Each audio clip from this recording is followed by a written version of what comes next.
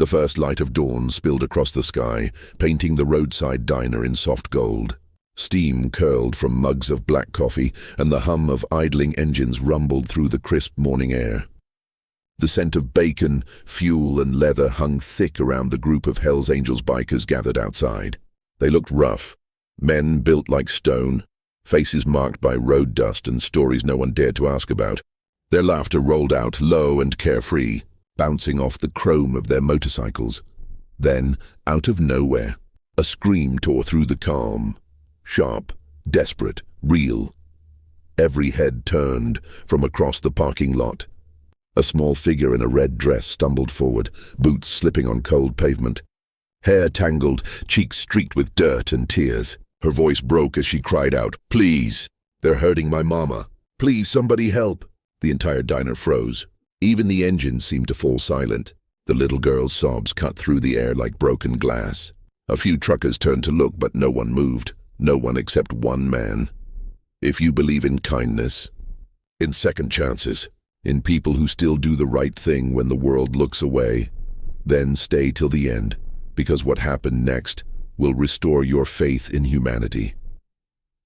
The man who stepped forward was Mason Cole, late 30s, broad shoulders. A Hell's Angel patch stretched across his back like a badge of fire. Mason had seen too much in life: fights, betrayal, blood. But never a little girl this scared. He crouched down in front of her, voice low and rough. "Hey, where's your mama?"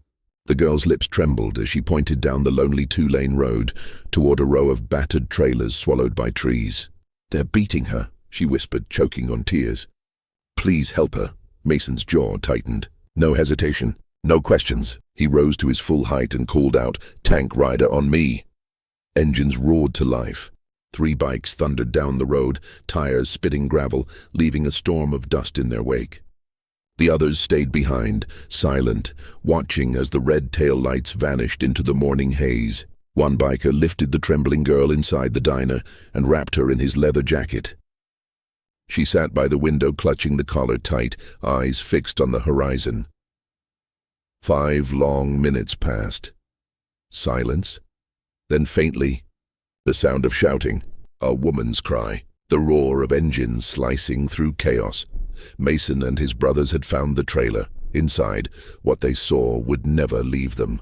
A drunk man, rage burning in his eyes, had cornered a woman against the wall, blood on his knuckles, bottle in hand.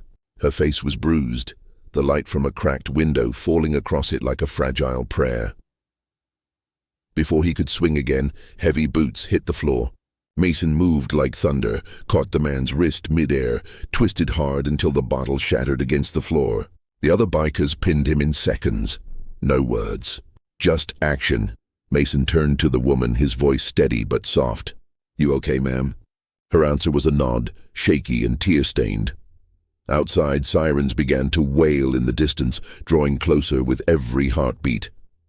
A neighbor must have been the one to call. Moments later, the wail of sirens split the quiet air. But the bikers didn't flinch. They didn't run. They just stood there in the front yard, still, calm, hands raised in plain sight. The little girl clung tightly to Mason's leg, her small fingers gripping the rough denim of his jeans. The woman, Carla, stepped forward, her voice trembling but strong. Between shaky breaths, she told the officers everything. The man was her ex-boyfriend, fresh out of jail, who'd shown up that morning filled with rage and alcohol. When they led him away in cuffs, his curses fading into the hum of police radios, Mason knelt down beside the girl. "You did good, kid," he said softly. "You were brave." He lifted her gently onto his bike. The oversized helmet nearly swallowed her head, and as the morning sun broke free of the horizon, they rode back toward the diner together. The wind whipped through her hair, but this time she wasn't crying. By the time they returned, a small crowd had gathered. Truckers, travelers, townsfolk, all waiting to see what had happened. Conversations died the instant they saw Mason stepping off his Harley, carrying the girl safe in his arms, her mother following behind, shaken, bruised, but alive.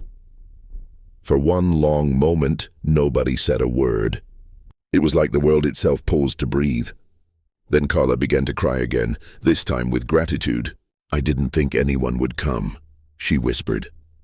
Mason looked at her, his rough voice low but steady. "She made sure we did." He nodded toward Hannah, whose tear-stained cheeks now held a tiny, fragile smile. The diner owner hurried out with blankets and steaming mugs of coffee.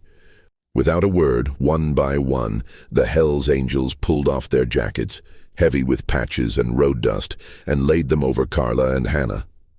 It was a sight so unexpected that even the officers standing nearby turned away in quiet respect. Sunlight glinted off the red and white patch on Mason's vest as he knelt beside the little girl. "You take care of your mama now, all right?" he said gently. "You're her guardian angel." Hannah nodded hard, gripping his sleeve like she didn't want to let go. By lunchtime, the story had already spread across town. The little girl who ran for help and the bikers who didn't hesitate. Strangers came to the diner just to shake their hands, to thank them for doing what most only talk about.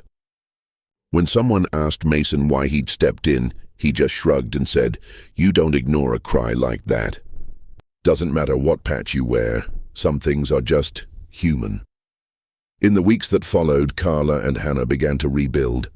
The community came alive around them, neighbors offering furniture, clothes, even a small apartment downtown. And every Sunday, a line of gleaming motorcycles could be seen parked outside that diner. The same tough men who once scared people now showed up with groceries, toys, and the sound of laughter echoing over clinking coffee cups. Months later, when spring painted the world green again, Hannah showed up at the diner holding a crumpled sheet of paper. A drawing done in bright crayon, a row of bikes, a little girl in red, a man kneeling beside her. "This is us," she said proudly, handing it to Mason. He stared at it for a long time before carefully folding it and sliding it into his vest pocket.